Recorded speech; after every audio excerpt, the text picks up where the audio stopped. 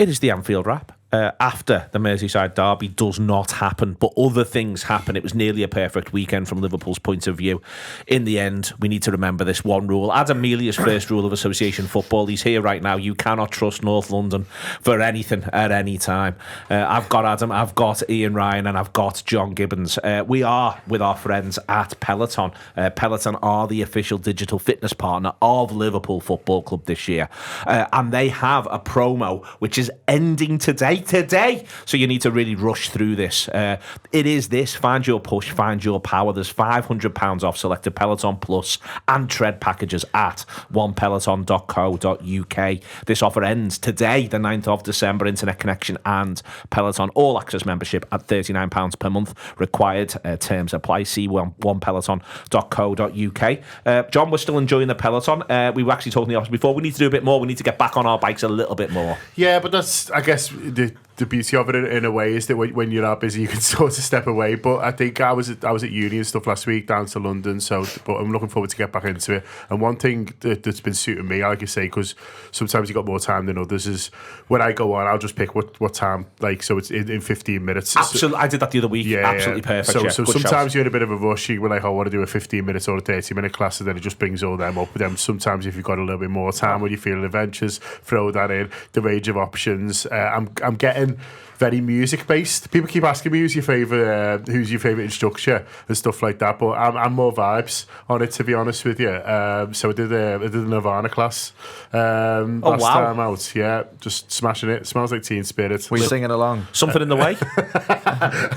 It was a bit more upbeat, but yeah, just. I think you're getting good if you can sing along. Yeah. I was maybe humming. Getting there, developing. But we're on a journey, literally and metaphorically. Yeah, well, I am going to go on tomorrow. We just talked about that before, so I'll be on the Peloton tomorrow. If not, I'll be all apologies. Let's move ourselves forward. Thank you very much, ladies and gentlemen. That has been the Anfield Wrap. We'll go from there. News. It's a Nirvana joke, ask your dad. Yeah, genuinely. One for the teenagers there, or at least the people I still view as teenagers in my head. Ian Ryan. News broke over the weekend on The Athletic that contracts have been offered, and in the end it was to all three players. Salah was the one that grabbed the attention. Reading the piece in The Athletic, there was a line that David Ornstein wrote on Mo Salah and Virgil van Dijk, and the line was this: there is a growing belief around Anfield both will stay. It was the idea that nothing is nailed on yet. I think the significance of this in a wider sense I think it's really, really important, because I think both will take so much replacing at the club that, if anything, the one thing it does is it buys this new structure a bit of time to begin that task, along with the obvious task of sorting this sort of thing out as well. Yeah, I mean, the scenario that all three could have just left in the summer is one that no one really wants still to present. And it is still present, but it's one that no one really wants to think about, because that is just a huge gaping hole that, as you said, Daniel, you've then got to go and replace. And if you are going to expect to lose any of them, the thing to do is to start replacing them before they leave through the door. So it is good news, but as the piece mentions, there is still a long way to go to get them over the line and stuff. And my thoughts on this was always that will all three sign? I'm not too sure, but I always felt like 2 out of 3 probably would. And in the case of Salah and Van Dijk, there's been fairly consistent noises that both want to stay. So you are hoping at some point a compromise can be reached, because these footballers are both still delivering on the pitch week in, week out. Trent the same, but obviously that one feels like there's maybe a little bit more going on in the background, where he's not been quite as vociferous and saying, I want to stay. But I think the other two have been a bit more kind of on that kind of page, really. And yeah, it's great news if we can get it done. It'll be interesting to see what the length of contract is, because that, for me, is where maybe it's gone a little bit back and forth. Maybe Salah wants slightly longer than kind of maybe the 2 years which has been mentioned in dispatches. But yeah, let's get them signed up, because all of these footballers we're talking about are still delivering really important stuff for Liverpool Football Club. It is. Adam, where I've ended up sort of thinking about this is I don't think this is easy for Liverpool. I think there's a lot of give and take, just on the two older ones first and foremost, because you don't necessarily want to have a situation where your two highest earners are going into what has traditionally been seen as a bit of sunset years for footballers. But I think I mean, Mo's done his talking off the pitch, but I think both have done the talking on the pitch. And to me, this becomes almost your defining factor. As Ian says, there could be a bit of back and forth about length, but there aren't two more valuable, there haven't been this season two more valuable footballers to Liverpool. However excellent Canate and Gravenberch have been in every single sense, I think the two most valuable players have simply been the two who are running out of contract. 100%. I was on the bus on the way here reading Arsenal fans moaning about injuries, actually, weirdly enough. And I was thinking, in a sense, they've got a point, and so have City, because Rodri and Odegaard are the two most vital players. And if we lost an equivalent player, there would be an expectation in some sense that our season would be materially different. And I think what I was thinking was, who are them? Those players. And yeah, I was thinking certainly Salah, and we've experienced it with Virgil already once. I know there was other factors kind of happening a bit later on in that season, but I think it is them too. I think on the Rodri point, Adam, I think this is a really valuable point, because I remember one of the things that happens obviously when Van Dijk gets the terrible injury, is it leads to other players who maybe we'd have been in a better position to manage the workload of not being able to, and then they get injured. You and I were talking yesterday on text, and you said one of the things that you were surprised about was that they felt like there was a drop off from Gomez between the two games.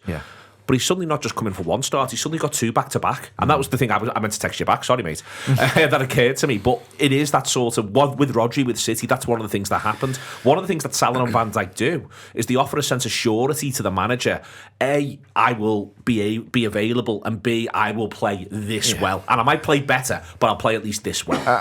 Both of them, and I think it's maybe it's more obvious what Salah gives you, the output. Everybody's talked about it, and he's still breaking records every week. But Virgil, I think that's the thing, and I think that is what's forgotten about, is he skews the squad so much in a sense that we haven't had to buy a defender when we've needed one for a few years, basically. And it was only when he was out for the season that you kind of realise that he is so steady, which sounds a bit like you're damning him with faint praise, but he's so steady, so much and ever present, and that when he came back from that long injury, it was that was the question of, can he ever get back there, and he has, he is still that presence, like having a big dad there to make sure everyone else is okay.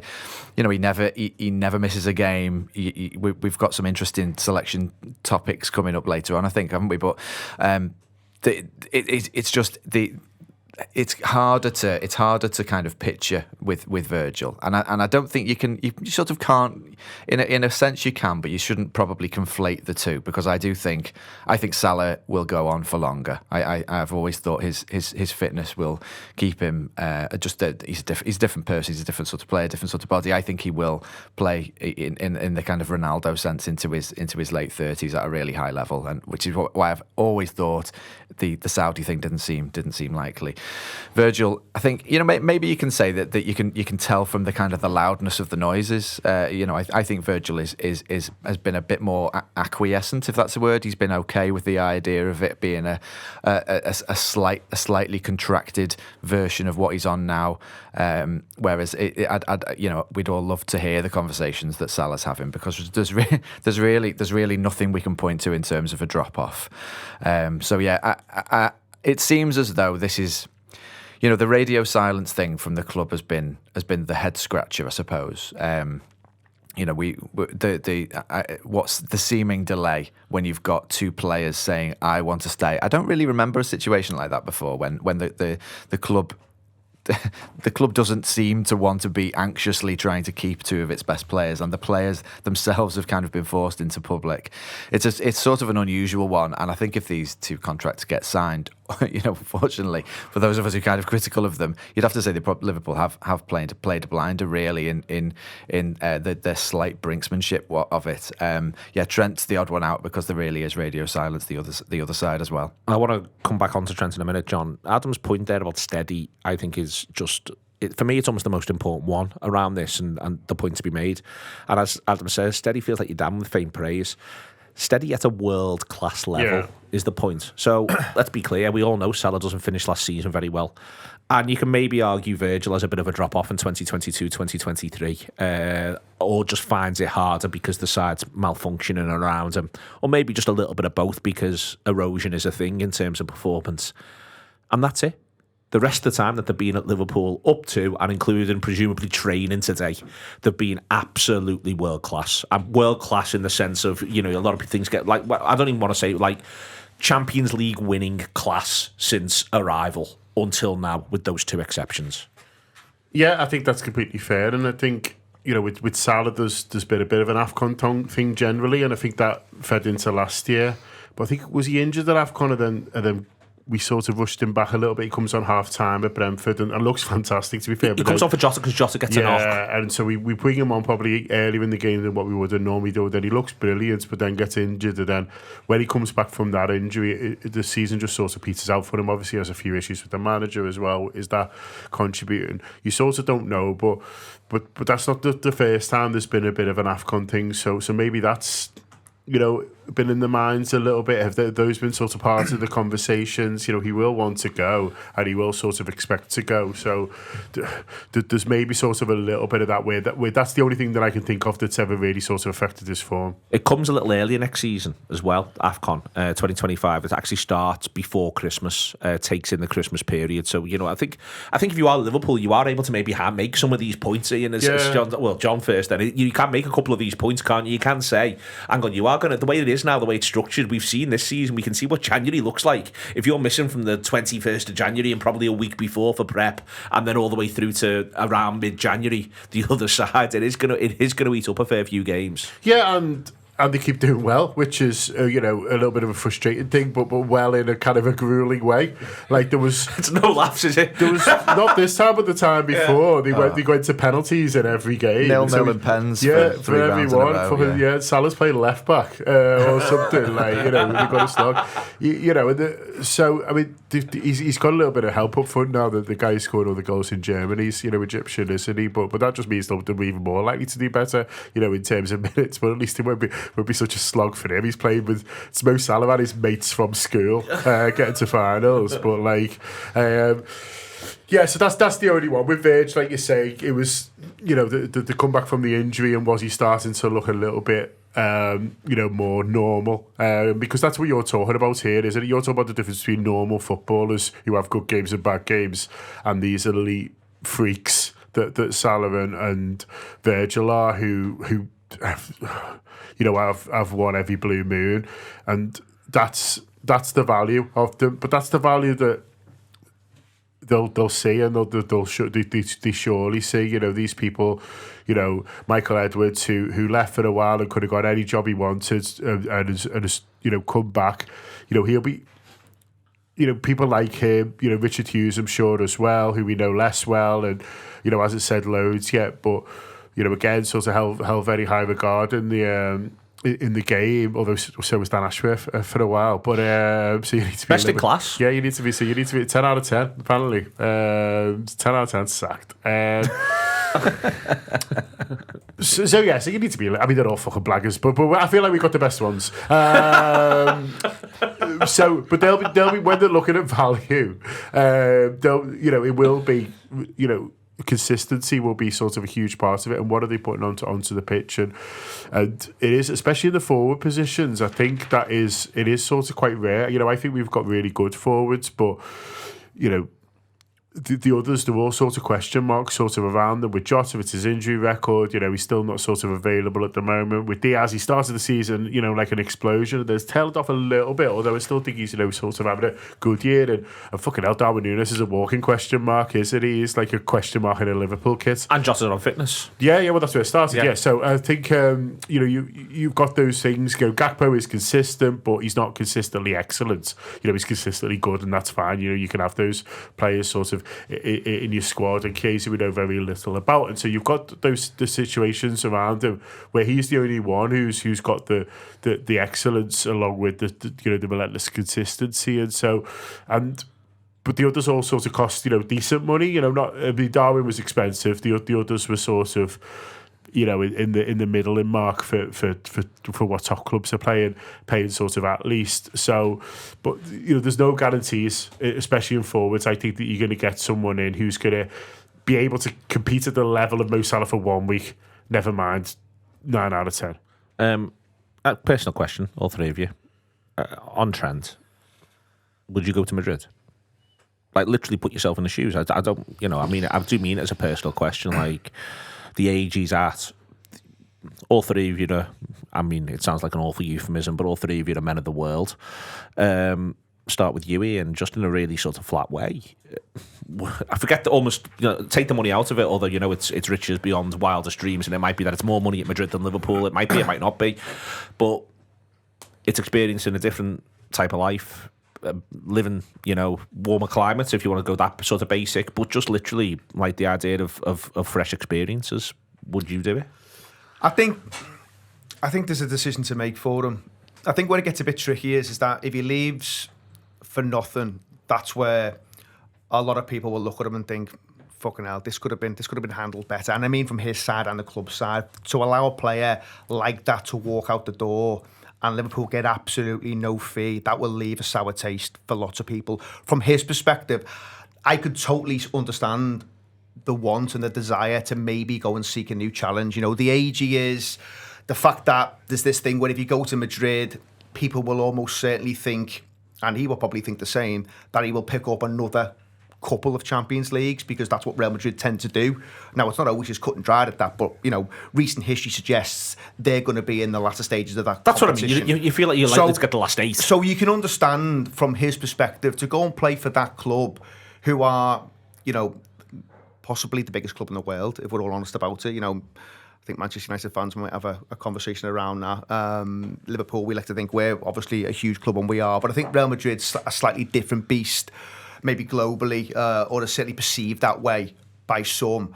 So I think to go and play over there, I can understand why it's maybe in the back of his mind, or maybe at the forefront of his mind now as we start to kind of motor through the weeks and months. But it'll be a hell of a blow, Neil. Just on the wider contract point, by the way, as well, why I'm glad it's maybe nearing a conclusion. We don't quite know yet what that looks like, but if it is kind of getting towards that, it's just good news, because you do not want this to be a distraction as you start kind of getting through into January, February, and the games again, ultra important as they all are now.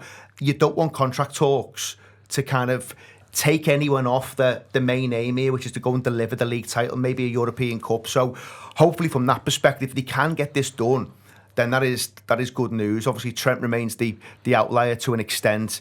The only thing I don't want to see this used at, and I don't want to be kind of too cynical on it, but I think Liverpool need to do some business in January, and I don't want this to be that, well, we sorted the contracts out now, and then that's that, and that's really important. So we all go, okay then, because we all wanted the contracts to be done, and we all just accept that that's the big thing that happens, and we don't get to go and reinvest in January. I think it's super important that the manager gets some backing, given where we are in the league, given that you're starting to see a little bit of fragility around the squad in one or two places. I don't know, I think we could do at least one, if not two more in that window, and you don't always get these things right, and you've got to be careful not to upset the apple cart to an extent, but I just think we're in such a good position now.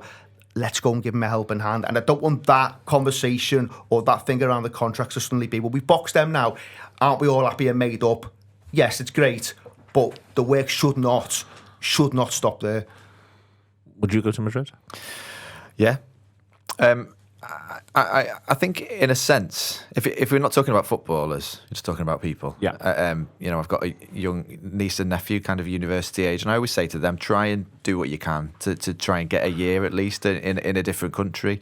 I did it after university, and I feel like it's like it's a real thing for your life, and footballers are living mad lives anyway, aren't they? It's a completely kind of different experience that we kind of can't imagine. Yeah, he's got the freedom theoretically to do it when he's 38, for instance. But in the human sense, I think I would recommend it to anyone. In a footballing sense, I've always sort of thought one club men are a bit daft. I don't really get it. you remember when you were 11 and then you like plan out like, what would you do if you're a footballer? It's always like, oh yeah, play 5 years for Liverpool, Yeah. then I go to Barcelona, then I go to America. It's all that, isn't it? Yeah, like and who is it? Was it Alonso who kind of goes around getting managed by top managers? I always thought that's a good thing. That seems like a good idea. Go and you go and play in Italy, go and play in, and it's the same with managers. I always think that seems sort of sensible and like a good idea and a good experience for yourself. So, yeah, as Ian says, I think it's the free transfer that will stick in people's craws. I didn't particularly appreciate the ex-players coming out yet again to still bat for Michael Owen on his and how he should be more loved by Liverpool fans. It's not going to happen. The fact is, if you kind of leave for not very much money or for free, you are not going to be welcomed back. So that is something which he will have to accept. I'm sure he's in his mind at the moment not really that arsed. Some players seem to be still kind of wounded by that.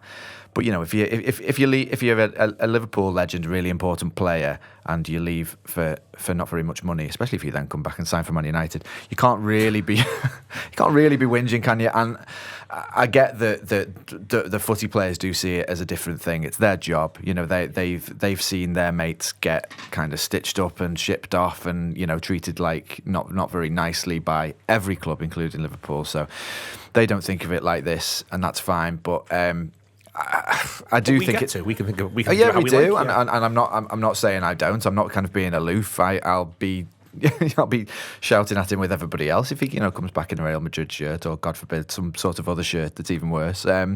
So yeah, I'm Leeds. Just white teams, Tottenham. I don't know. Like I've sort of feel like it is only moving in a certain direction, and I feel like we're kind of already stage managing it slightly. I feel like the club's sort of doing a little bit of managing of this. The thing, just the last thing on this, and I think Ian touched on it as well. It kind of occurred to me after the City game when we were having a pint afterwards that this might seem obvious, but contract as well as like you're saying, the club treating a contract signing like a new signing is nonsense because you're not getting a new player. No, but the same thing is. None of this actually does anything for this season.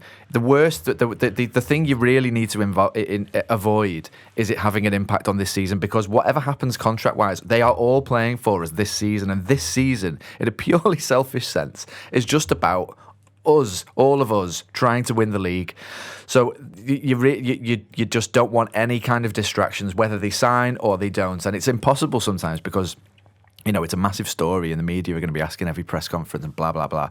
But you just really need to do whatever you can for hopefully, as you say, two come to us, stay with us, one goes. You just need to do whatever you can to not make a dent in this season. Personal question, would you go to Madrid? No, I wouldn't now. I might have and possibly did say something differently a couple of months ago. I think all the stuff around broadening yourself and legacy is quite interesting. But I think we're the best team in Europe, and why would you want to leave the best team in Europe? And I think that's what it'll come down to. I think he'll stay now. I think this whole thing of the players, they want to have a look at the new manager first of all, I think that was all Trent. And when it was like it was grouped as the three of them, I think that was all Trent. And I can understand that because, he's only played for Liverpool, the others he's only played for Jurgen Klopp.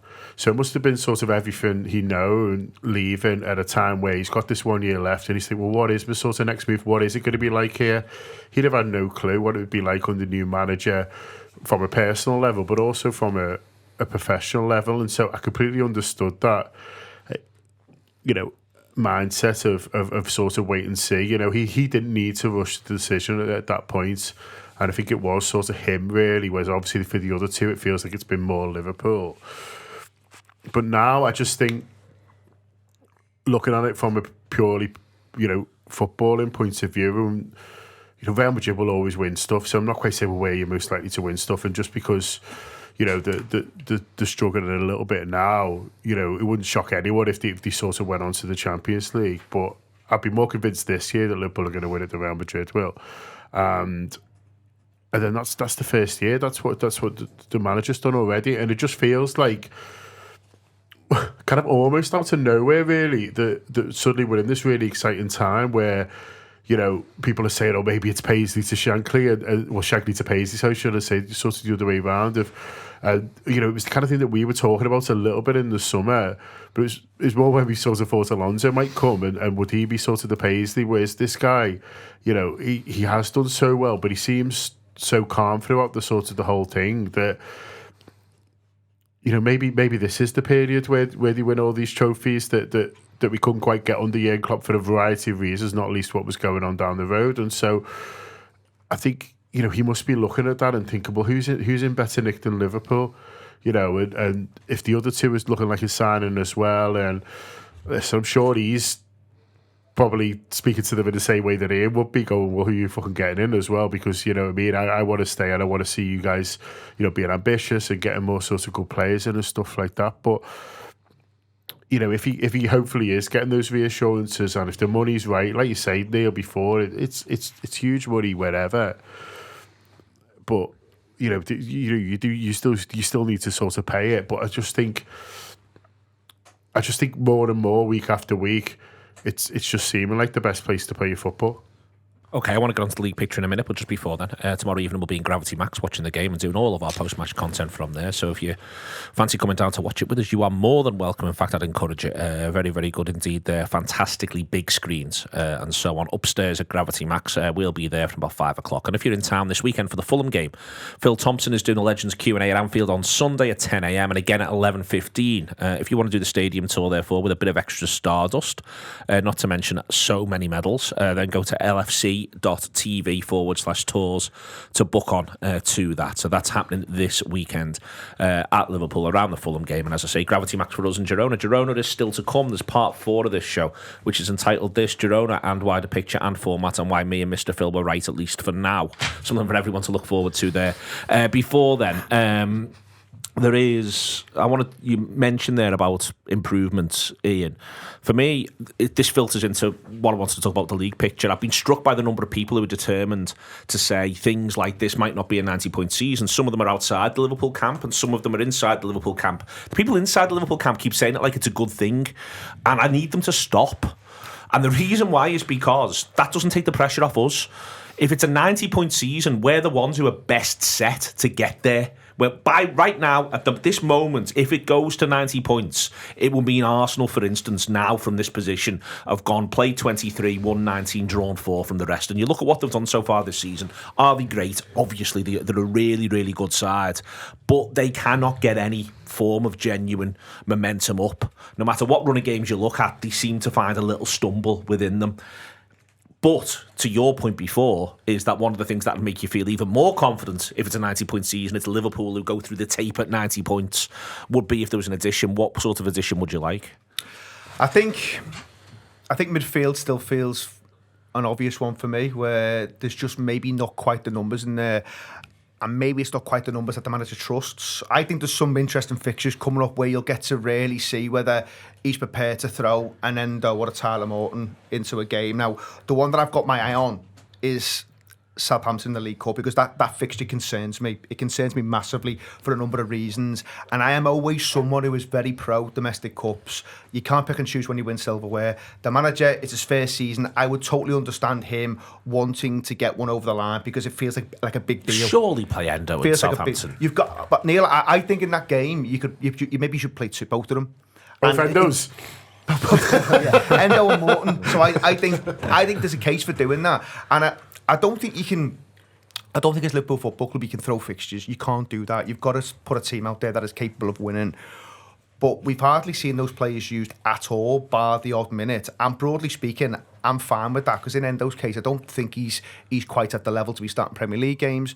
And Tyler Morton probably the same, although, you know, I've not seen loads and loads of him, but I've never got the sense that he is at that level. But domestic cups are a distraction. And Liverpool have found themselves in such a good place now where you're just starting to think about, you've got to look after these league fixtures. And as one or two start missing out and there are injuries at different parts of the pitch, you don't want to take any chances. And I loved last year going to the League Cup final and winning it. And I don't ever want to downplay winning silverware. But when you find yourself in such a good position, I just think you've got to have a real eye on that, and the league stuff has got to take priority, as has the European Cup stuff. But this season you've got a little bit of wriggle room in that. And like going into the Real Madrid game, going into that match, I was absolutely convinced he'd go strong, and that was the right thing to do for me. But I still probably would have rested a couple of lads. Like I had Ian Canate and Ian Gravenberch, just because I think there was reasons to maybe just give them a little bit of a rest. And maybe you see it play out in Gravenberch's performance against Newcastle when it just looked like a game too far for him. Now, I'll never know that, whether that's the case or not, but you could make a case for it. So I just think strengthening the squad in January feels like a bit of a must. Midfielder then? I think so. I'm listening. You're bothered with which bit of the three possible bits? Which bits do you want? You can have a conversation as well as midfield on the defensive areas now, because you've suddenly seen that when Canate comes out, I think we all knew this anyway, there's maybe a question of, can Quansah deliver consistently whilst he's still at that young age? I'm not too sure. I think he will be a good centre-half, but there are maybe one or two questions now that maybe didn't exist as much last season. And Gomez, you've suddenly seen, I think Joe Gomez is a great player, but again, there's maybe this injury thing where your point before, suddenly the load goes on to other players. And also that he's just not been doing it. And he's not been doing it as much. So there's that as well. So I think you can make a conversation around the defensive areas as well. Top of the pitch feels less of an issue. We've got a couple of lads out at the minute. You hope they come back. You hope they can then stay fit. But listen, you could make a case for that as well if you wanted to. But no, you've got to be kind of sensible about what you can do in January. I think in midfield, I would just like someone who can maybe play at the base of that midfield and maybe dictate a little bit, and it gives an opportunity to maybe rest a Gravenberch, because if he doesn't play, I'm not quite sure that you want McAllister doing that job purely from a physicality we've seen it's point Jones of view. now, haven't we? We've seen it's Jones and Jones again, but you'd have to say, I love Jones, I think he's great. But again, you've never really seen him do it over a massive, huge period without an injury, just kind of, splintering that a little bit. So again, there's question marks, and I know you can't cover every single base, but I just think Liverpool did fuck all in the summer, bar Chiesa. And listen, so far so good. You can't really argue with it. It's played out the way it's played out. Maybe the manager came in and was happy just to see what he's got. But it's unusual for managers to come into clubs and not want their own lads. So I think in January, let's just give him a little bit of a hand. Let's just be really smart, get ahead of the game. It helps with the following season as well if you get players in nice and early. And this thing about you can't get value in January or you can't get good players in January, it's a bit of a nonsense, because Liverpool themselves have done lots of business in January where they've got big hitters in. If you're willing to pay the fucking dough, you will get players in. So yeah, let's go and do it. I think it might be a mad January. I think there might be a fair few clubs who are looking to move in quite an unexpected or unprecedented way. Adam, on this sort of point, first and foremost, it might not be a 90-point season. You look at who's played who by this stage of proceedings, all the way through at this stage. You're now pretty much able to say the games are relatively well spread. I still feel as though if you're Arsenal, you can maybe feel as though you've had slightly harder lines with where the fixtures have been. But it's only slightly at this point. It really is only slightly. And Arsenal have also played a lot of the bottom sides at home as well. They've had that fortune over the course of the campaign so far. I mean, that means that they've still got to play them away, and you might look at them as easier fixtures or something. I don't know. But I'm just sort of the view we want the standard to be as high as humanly possible. But then as part of that, then do we need to add to the squad? Yeah, you're right. I mean, we're surely running out of time to say we haven't played anybody yet. No one's really still saying that, are they? Because we're nearly halfway through the season, aren't we? So, by definition, we must have nearly played everybody now. I don't like the idea of Liverpool fans clamouring for a low points total, because that's the only way I see, for example, a Chelsea, sneaking in and managing to win the league. They don't seem as though they're kind of serious enough in a sense to be more favourites than I had to look at their odds, and Arsenal are kind of I think they were a bit more than 2-1, and Chelsea are more like sixes, something like that. Liverpool are still odds on. So I think that's about right, probably for a Chelsea. But then if it starts being a bit mad, which is what you're sort of talking about, where Liverpool get drawn into the same kind of win rate as Chelsea and Arsenal and God forbid City at the moment, then that doesn't suit us at all. I don't think I think mentally it doesn't suit us as much as anything. I think we need to be probably. What a classic title race. People saying, "Oh, could be one of them where it's this and it's this." No, forget that. Exactly, I don't want in our interests. Oh, exactly. It's like wanting a great game for the neutral, isn't it? No thanks. I'm quite happy for us to be a bit further ahead, a lot further ahead, as far ahead as you like. Really, would be fine. So yeah. And I don't really see it kind of unfold in that way, really. I think it's been a dead unusual weekend, and probably it was enjoyable how we managed to skip it and just get to sort of watch from our, for not being allowed to leave the house. Basically, you just have to sit in and watch all these footy games of your rivals not winning by hook or by crook. So it was nice. It was interesting. It was really unusual. But yeah, I completely agree with Ian, and I think just not to disagree, to back you up, Ian, when you say it looks as though it's been a good thing for us not to have bought anyone so far. This is when it happens, though. This is when it starts getting you. Exactly. It's literally now. It's November, December, and we've seen it. And January this year as well. Let's be clear. There's so many games in January as well. They're lining up. We're talking now. We haven't had a game this weekend, but we didn't win our last game, and it was in large part due to the midfield being overrun by Newcastle's fitter and more healthy looking midfield. We didn't get a midfielder, you know what I mean. So we've got a Gravenberch problem coming up. He's on 4 or however many it is. He's 1 yellow card away from a suspension. So if he plays against Fulham, which he probably has to because McAllister's suspended against Fulham, he's possibly going to get a yellow card and then miss Tottenham away. So this is the reality of what we're talking about. Which, if you're without the player that's made you tick this season, you might not win both them games now, and so it starts to be it's looking too far ahead, and there's all sorts of different things. And he's not used to playing this amount of games as well, which is also a point where he's never really done it in his career before. So that could take its toll at some point on him. No, it's and it starts to be unfair as well. If it's like he's played that well, it's like an unlucky lad. We need you to play every single minute now because we can't function without you. We've seen it with lots of players in the past, and Liverpool unfortunately always seem to do the thing of, well, we are just going to have to ask you to go. But suspension aside, he can be one. He can play this one against Girona. That's a nice gap to Fulham. He can play this, and he's had a nice gap off Newcastle. Then he can play the one against. He can miss the League Cup game. I think we all expect that to happen. And then he plays the one against Tottenham. You can even make an argument if you wanted to. You could rest him at home against Leicester on on Boxing Day.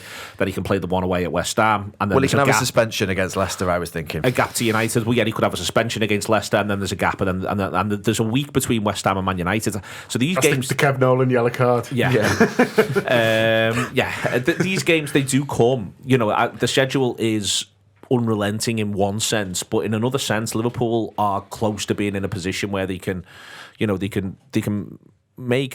bit of midweek cleverness. Is what I'm saying. Is what opens up for Liverpool. I think, yeah. I'm as I said, I am thinking too far ahead, and I know that. And there's a lot of ins, a lot of outs, a lot of what have yous that are due to come before then. And it's not the most punishing of Christmas fixtures there's ever been. That isn't really on my mind in terms of a worry. And we can't sort of deny what a stroke of luck that Saturday was as it stands. We do actually still have to play Everton at some point, so I'm not sooner the better. Yeah, absolutely. I feel like it's the sooner the better. I was fully on board with your New Year's Day suggestion. We're not getting it now. Any talk of, oh, what if we play them at the end of May and we might win the league, or we might send them down? No. I'm not countenancing. No. May looks tough enough, by the way, without throwing a derby into the mix. Yeah. So it will be really, really tough because it'll probably be at night time, and it's one of them places where it's really difficult to win at any point, so you don't need any extra factors mentally or physically or anything else, context of the league table, anything like that. But yeah, so you kind of don't want to overstate our legs being in trouble because we have just had that slight stroke of luck. But yeah, I would love us to sign. I mean, can we just talk about Zubimendi slightly? Because does anybody really know? It's usually with January. I think, as Ian said, it's a load of bollocks to say there's no value in January. But I do think it's kind of true that if teams are doing well, they probably don't want to sell their best player. Like, I'd love that João Pedro from Brighton. but they probably don't want to sell him in January. Do you know what I mean? They're just back in 6th again, which is where they finished last season. I just wonder if that might still be there. Because he's not going to. People say, well, City will be in for him. City will be in for him because Rodri's injured. No one's going to want to go to City at this point, are they? To be real, until the outcome of the case comes out. I don't know. I just wonder whether that's still live. Footballers always think we'll just get a move or something like that if it comes. But I would point out, Sociedad are in 16th, but they have scored 16 goals in 16 games. It is not a battle of laughter. They're in 16th. No, they're in 6th. Sorry, they're in 6th. They played 16. They've scored 16 goals, and they just sit 6th, which is where they sat last season. Just feels like it's one of them, which is maybe it's just staring us in the face, and it's just because it's obvious doesn't mean we shouldn't do it. There we are, John. Do you want to, the position of setting the bar and adding? Do you feel as though there's an urgency around adding, and how do you feel about where the bar currently sits, looking at what everyone else is up to and what they've got to come? I think they want to do one in January because we know he wants to do one. So normally, we're arguing for transfers and the club are thinking a different thing. There's been times, approaching every window where, here and Liverpool fans generally have said you'd love one or two more, and then the club have said they're fine. Well, we were all together on the midfield issue in the summer. They wanted one, we wanted one. It was just a case of when they couldn't get the one they wanted, they decided to wait, whereas I think fans might have preferred another option to have emerged. We haven't needed them yet, but like the others have said, that's not to say that the times won't come. In fact, it's probably more likely to come. I think if they go back in for Zubimendi, it surely makes sense. I think other clubs will be interested, but I just sort of feel like we've done the hard yards now, and that'll count for something. Like, surely we get a lot of sound points from the summer, unless we really burnt our bridges, which I'm sort of into if we did. We've opened a couple of new restaurants as well, John. No new mountains as yet. Like, unless Richard Edwards texted him saying didn't fancy it anyway, which I'm sure he was much more professional than, for example, I would have been. Then I'm sure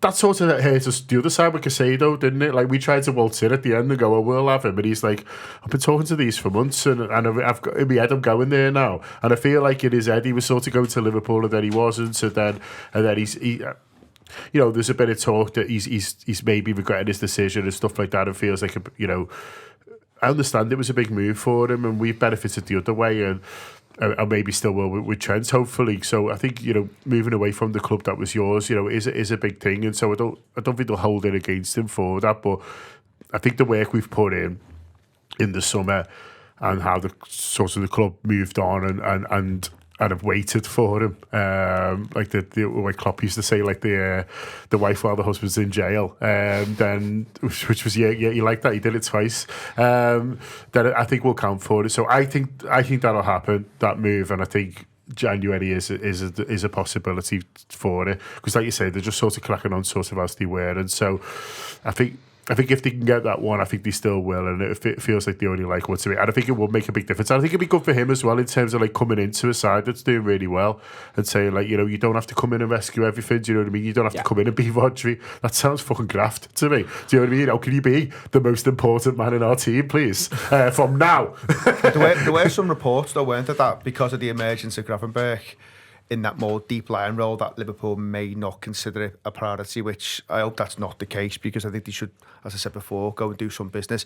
I think also just on the points, you saw it when Diaz came in, just sometimes having someone coming in January to give the squad a bit of a lift and a bit of a kick on is no bad thing, and if you can get that right, then it can half make the world a difference. And I know everyone's looking for these kind of marginal gains, but you talked there, Neil, about some of the points total. Some of the runs that Arsenal and Chelsea are going to have to go on now to hit that 90 points. Really, really big ask. Carragher touched on it yesterday with Chelsea. It's hard to really imagine a side with that goalkeeper, and maybe they go and do something in January on that point, winning a league, because you just think, well, at some point he'll cost you too many points, because he does like a mistake. And Arsenal now, I always felt that. And I know you felt similar, John. The run that they had, where they had Forest, United and Fulham, I didn't think they'd get maximum from that. No. I thought somewhere they'd just drop a point or two. We know people Forest have to win 9 in a row. I know, no chance. I mean, United, it's unpredictable there at the minute. You never know what they're going to give you. But Fulham away, and by the way, they are no mugs. It won't be an easy game for Liverpool at the weekend. Yeah. That always felt like a bit of a tricky one. And also Arsenal just all these set piece goals, I think it's a goal from a corner every 16 corners. That doesn't feel sustainable. As someone said yesterday, at some point maybe they'll need an open play coach, because fucking hell, they can't just keep scoring set pieces, because that feels like at some point that might just stop, or teams will start doing something slightly different and not allowing them the space and the ability to kind of ghost it in and score. So yeah, let's push for 90. I think Liverpool might do something further forward and drop players back. That's my thing that I think is possible at this point in time, because I think they might like the idea of 2 from 3 of McAllister, Jones and Gravenberch. But what that means is you can't then say, and further up you can use Curtis Jones. I've got Elliott as well. No one's Elliott, mentioned him yet, but he's back, isn't he? So. Elliott should, I would reckon, will play some sort of part against Girona. He started against Southampton. He started against Southampton. Here's, anyway, talking about Capoeira for all, here is Michael Horsley. Neil, joined by Michael from Capoeira for All. And my first question, therefore, is what is it? What is Capoeira? And how is it for all? So Capoeira is an Afro-Brazilian art form with elements of dance, martial arts, music, history, culture. And Capoeira for All CIC is a community organisation, black-led grassroots, set up to explore how Capoeira can enrich people's lives. And how can it enrich people's lives? So basically we set up Capoeira in 2015 because we benefited so much from it. You know, I've always been involved in the arts, acting in school, and then went into martial arts when I was quite a young age. I'd done karate and then Aikido, and then into my 20s I was looking for something that challenged me, and something that was quite, you know, related to the direction I wanted to go in. I found Capoeira. I've seen, you know, amazing backflips and somersaults and music together with the Brazilian culture as well. And for me, it just... Were you a natural somersaulter? No, I wasn't. I really So Capoeira wasn't. got you somersaulting in a way that you never had to do before? Yeah, Capoeira got me cartwheeling, got me handstanding, got me jumping about. Really, it was a community of people for me from all different walks of life. And that come together to share this art form. And we thought, wow, this is amazing. We want to share it with more people. So, out of that, firstly, where are you based? So we're based in Toxteth, Liverpool 8 and John Archer Hall. Amazing community building. Probably got about 10 or 12 other community organisations there. Next to Toxteth TV, where we started in a dingy little office. And then throughout COVID, we were able to renovate our room. We've got an amazing Capoeira space. Probably one of the only academies in the city, I'd say, in the north as well. That's absolutely fantastic, but it isn't just what you do there as well. You said it's a community hub, so it isn't just the idea of the activity. You're building the community out of that, and you've got a few projects that you've been working on recently. We have, I think, you know, over the years we've developed Capoeira for All, and I'd say we enable people in communities to reach their potential by creating safe spaces for people to play, create, learn and grow. So with that, as a community interest company, we're able to bid for different funding bids, create projects, work with different groups of people. We've currently got some amazing projects on at the moment. One with the lottery, which is Million Hours, which is all about getting young people more hours of youth work. So getting them off the street, getting them involved in activities like Capoeira or football or whatever it might be. Obviously, we're doing Capoeira. And we've got another one, which is Youth Free Violence, and that's with the Merseyside Reduction Fund. That was one we were talking about just before, and that's about providing a platform for young people to be able to tackle their own issues related to violence within their community. And you've also been working on a couple of community-based writing projects as well, and the hope is that there'll be some stuff will be getting staged in the new year. Yeah. So I'm an actor. I've been an actor for a number of years, done some stuff at the Royal Court and other places, and about 3 years ago I had the opportunity to go on a mentoring programme. And I wanted to kind of change direction a little bit. I'd always been interested in writing, and I thought, you know, let's try this out. I got a mentor, Maurice Bestman, who's a black writer in the city. Very quickly, I realised that there wasn't many black writers in the city or writers of colour, and I wanted to change that. So Audible put out a fund, which is the Future Stories Fund. And that was to work with marginalised communities to enable them to improve the literacy, to tell their story, to get their voices heard. So we developed this programme called the Rise Up Rebel programme, and it's 16 to 25-year-olds who identify as black, brown or global majority. And it was for them to create a platform for them, educate them, develop them, and we got the bid. Which is amazing. It was amazing. Yeah, really amazing, because out of hundreds of organisations, we were one of 3 in the Northwest, and we were the only black-led organisation as well, which, it was just brilliant. Obviously, we connected with Audible. It's been amazing. A lot of funders that you work with sometimes at a bit of an arm's length. Audible have been really kind of all-encompassing and supporting. Following the programme, we'll get 6 months of development funding as well, which for a small community organisation like ourselves is amazing. So what will be the outcome of that then? What are we hoping to get from the Rise Up Rebel programme? So the Rise Up Rebel programme for me is about developing writers so they can put together their own piece. It can either be a 10-minute piece or a full-length play. Some of them have never written before, so for them to go, right, I'm going to write this play about this, it's so challenging. So I think we've got something like 24 sessions working with 2 leaders, and we've also got specialist instructors that are going to come in and support them to dig out the story, to educate them on how to write a play. And then their plays will be shown at the Rise Up Rebel Night in May in the Royal Court. So when we think about what you're talking about when you're doing Capoeira for All, what you're actually doing, you said at the start, though, you're building this whole community out. So it is this idea that there's a reason for people to come in the first place. That's the hub.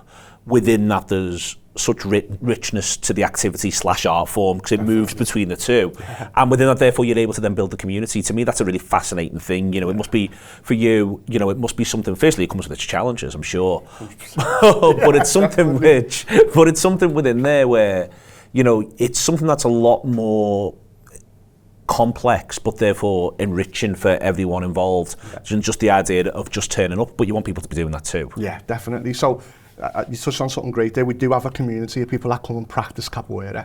You know, I talked about Capoeira being an Afro-Brazilian art form. And that's act as an anchor to the whole thing. Yeah, 100%. And everything we do is through the values and ethos of Capoeira. Capoeira is very much, you know, if you've ever heard about it, it's probably through Tekken. You know, Eddie Gordo. We probably played them. You know, I played them for years when I was younger. Or, you know, films, Only the Strong, different things. You probably will have seen it. Actually, there was an ident on the BBC. I don't know if you remember. I do remember it, yeah. So they're 2 guys, Brazilian guys that teach Capoeira down in London. It was part of the group that I used to be a part of. So it's known. But for me, the practice of Capoeira enables you to, you know, develop your fitness, strength, coordination. You know, for some people it's cultural expression. For some people it's learning to do a handstand. For some people it's just, like you said, the community together and people supporting each other. You know, it was dubbed as the fight for freedom, where people who were enslaved would hide Capoeira within the movements in order to escape from their captives. That's the history around it, and obviously it goes a lot deeper than that. So ultimately, people want to get involved in any way. So get involved in terms of support, get involved in terms of coming and have a look, getting involved in terms of seeing where these programs are going to go. What's the best way for them to get involved, keep in touch and find out what you're about? So the best way, obviously, you can go to our social medias for us, Capoeira for All CIC, or you can go to the website, which is www.capoeiraforall.org. On the website, we've got amazing opportunities for schools where you can get some free assemblies. You know, we're self-funded really through the work that we deliver. We're also able to get funding from different bodies, like I said before. So, you know, we're always looking for support. If someone wants to put some money in to be able to enable us to continue our projects, that'd be amazing as well. But if you just want to come down to a Capoeira class, then please go to the website, check a class, contact me, phone me, come and do a cartwheel, come and do a handstand, come and learn about Capoeira. There we are. Doesn't need any more than that, does it? Thank you very much to Michael. Check it all out. Okay, still for Christmas, you can get Anfield Wrap gift subscriptions. Excellent stuff from Michael, by the way. That was what was in my head, and then the words didn't come out, and that was why there was a slightly odd pause. Anfield Wrap gift subscriptions, digital gift cards, 3, 6 and 12 months. We'll be taking orders right up until Christmas. I've known John be fulfilling these things on the 24th. That won't be happening this year, ladies and gentlemen. He's got other things to do. I've done the 25th. He's done the 25th. We don't talk about that, John. It's more out of solidarity for people who shitting themselves and buying Christmas late. I feel like, you know, we've all been there and we've got to support each other. Yeah, I know about that 100%. All the way up to Christmas. So for those Anfield Wrap, the AnfieldWrap.com/shop. Also, we're going to be live in Australia next March, the March international break. There are 4 dates confirmed so far. Get them in your diary and we'll get tickets on sale this week, ideally. Sydney on Tuesday, the 18th of March. Brisbane on Wednesday, the 19th. Melbourne on the 20th. And Perth on Sunday, the 23rd of March. Potentially more to come, and they will be on sale later this week. Okay. I'm not going to talk specifically about the ins and outs of the Girona game in terms of selection. The manager's not done his press conference yet, and Ian hasn't done Under the Lights, and they're the big 2. But I want to talk about the sort of the format and sort of why it's worked. The table's absolutely fascinating. Spend some time on it today if you're listening to this after you've sorted your Peloton thing out and blocked those dates out if you're in Australia. It's fascinating, just to sort of run through it out. Separate to us, we know we're doing brilliantly in Atalanta, 11 points 5th, Leverkusen 10 points 6th, Monaco 10 points 8th. None of those were pot 1 teams. Villa 10 points 9th, again pot 4 team. Munich 9 points 13th. Looking at the fixtures, they should probably be fine for top 8, but you never know. City 8 points and 17th, Juve 8 points and 19th. That's big because the two play each other this week. Wednesday, Almost feels like a knockout. Not a knockout, but you feel as though it'll be difficult for the other, whoever doesn't win the game, if it goes to a winner and a loser, to then get themselves into the top 8. Madrid 6 points 24th, Paris Saint-Germain 4 points 25th, and Leipzig 0 points 34th. Now, there's an inherent contradiction in the whole thing, Ian, which has been the reward for success is fewer games, but we've just talked about our concerns around fitness. Every club in Europe right now have got concerns about fitness. Madrid have got 6 or 7 players out. Players are flagging everywhere. Everyone would love a light February.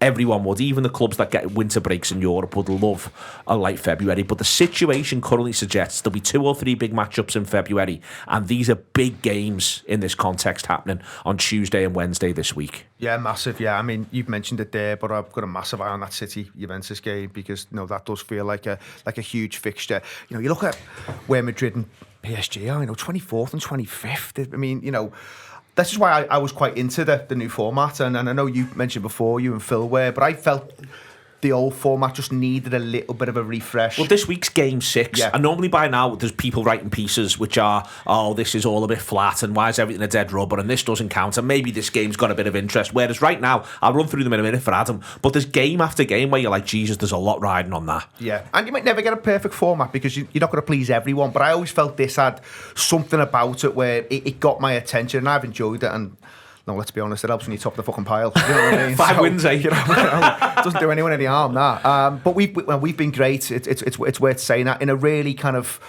tough run of fixtures as well. People were looking at that and going, Christ alive, Liverpool have had hard lines there. They've got some games and we've navigated it, and that's testament to the manager, testament to the players.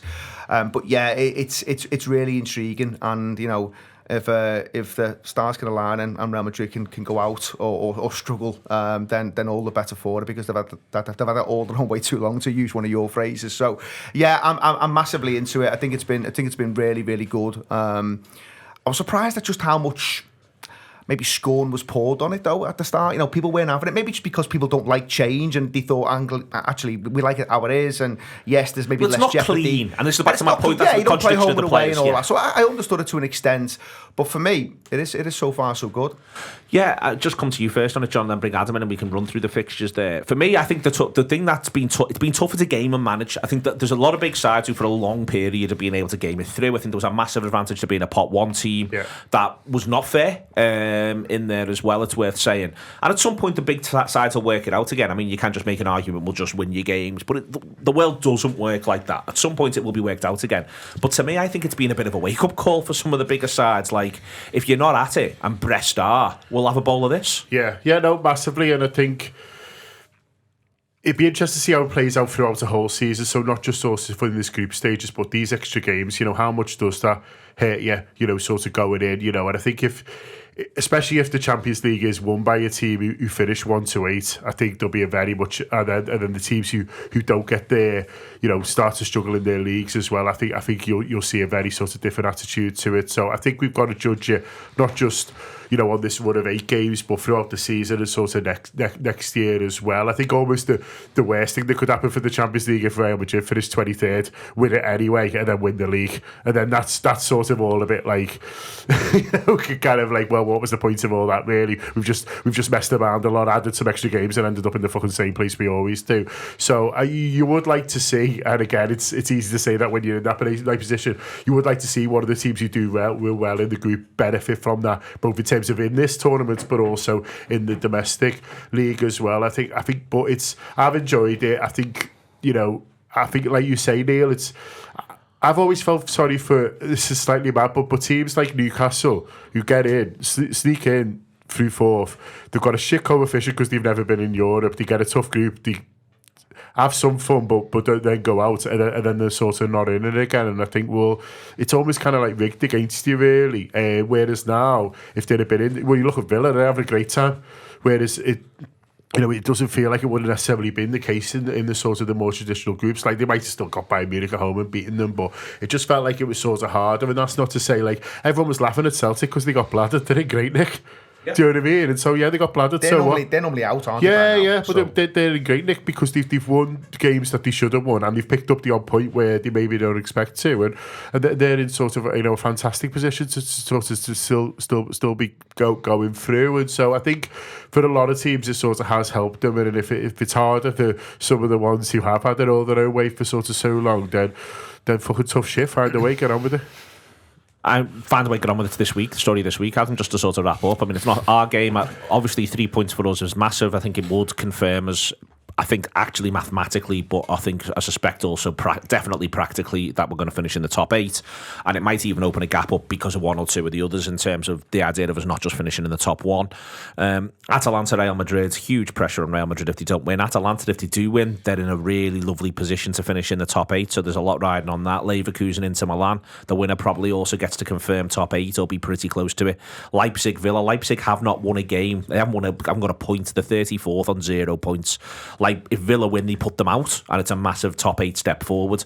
Salzburg, Paris Saint-Germain, it's a must win for Paris Saint-Germain, but probably won't do much more than get them to 20th at this point. Arsenal, Monaco, any Monaco result hurts Arsenal. That's interesting for us. Dortmund, Barca, see the Leverkusen game with Inter Milan.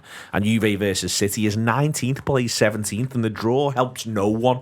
Big picture, these are any one of them has got so much riding on them. Yeah, especially that, as you say, the Juve City one. That is genuinely more exciting than anything you'd get at this stage in the old format. So I think we did the post-match show after Leverkusen, and at that point I was a bit down on it because I was positive really in the summer. I thought it sounded quite good. I was ready for a change. It was a bit bored of the old format. But then at that point, when we beat Leverkusen, I was sort of feeling like I don't really understand what's going on here. Like I couldn't get to grips with it being where the breaks were. And it felt like you sort of like you in the past you'd be like, well, they need to win tonight because look, that group's shaping up in such and such a way. And I sort of felt like it's all just loose and everyone's playing at different times, and I couldn't get to grips with it in my mind. But like you say, it feels a very different thing now, and I think as John was saying, you some of the bigger teams. Maybe the shape of the old format sort of suited the way they'd coast through a little bit of this sort of part of the season. I think Real Madrid's one of them. They wouldn't normally be playing such tough games at this point. And God, if they thought they had a bit of a bruising encounter at Anfield, the last thing you want to play is Atalanta, isn't it? At this point for them, missing a few players, they'll absolutely batter you, won't they? Just run around. One at least of them just running around after you for go away. They're the most go away team we played at ages. So yeah, it is exciting, and for another one I suppose is the PSG thing, because I always just think they are crap every year. It's always like, oh wow, PSG have gone out. I feel like they wasted everyone's time. They've deserved to go out in the group stages about 4 of the past 5 years. Only scored 3 goals. They played 5 games and scored 3 goals. So this format has found out what I've always suspected, that they are shite, which is good. So yeah, it's an exciting period, which in the old format would not have been an exciting period. So yeah, I'm all for it again.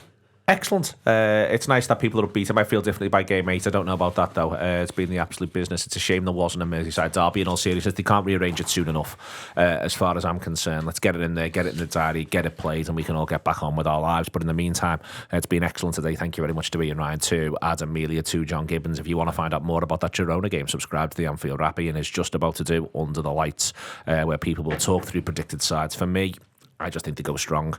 Get that one done, and then you can really, really look to play that new signing Ian once in January. See you later.